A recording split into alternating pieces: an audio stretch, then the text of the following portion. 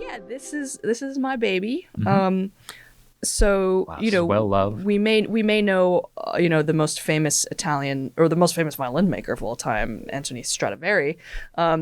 This is not a Stradivarius, although I do get asked often. Sometimes when I go through an airport, I'll lie and tell them it's a Strat, so they leave it alone.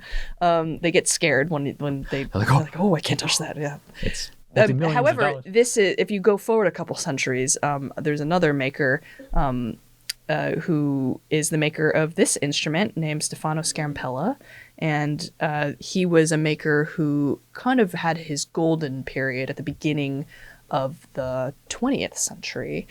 So the end of the 19th century, turn of the century. Okay. And he was sort of the most well-known Italian maker of that short little period. Let's see, what else can I tell you? Oh, this instrument was made in 1895.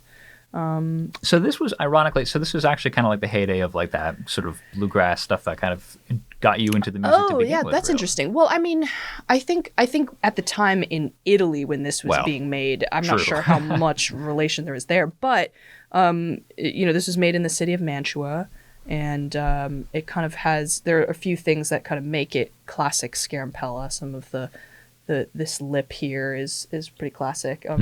The scroll, when the violin dealership that I got this from acquired this instrument, it didn't have a scroll, so they actually made their own scroll. Really? This is what we call composite instruments, when they're sort of different pieces of different makers.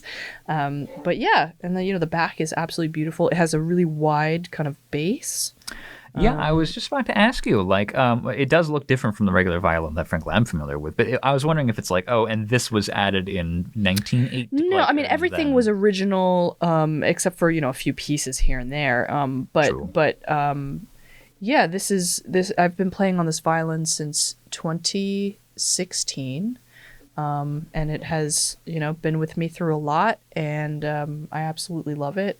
It's a changing relationship, as time goes on, the instrument sounds different, and you kind of learn how to grow with it, and just been through a lot. Played a lot of concerts, and it's about time now that I'm showing it on camera. I'm like suddenly extremely aware of like the little like things that I need to get repaired. Oh, no. So no, but it's good for the sound. Yeah. We've all seen Willie Nelson's guitar with I know. the hole punched I in know, it. I know. I'm thinking, oh boy, like some of these things, like I should not be showing this one. Well, it's a well-loved tool of the trade. So thank you very much for sharing that with us. Of course. All right. Well, thank you again. And it's been a pleasure. We're going to pack this stuff up, but we're going to wrap up the video now too. So Alyssa, thank you again for joining us. Thank you so much. I'm Grady Culhane, the CapeCod.com news center, and thank you for listening.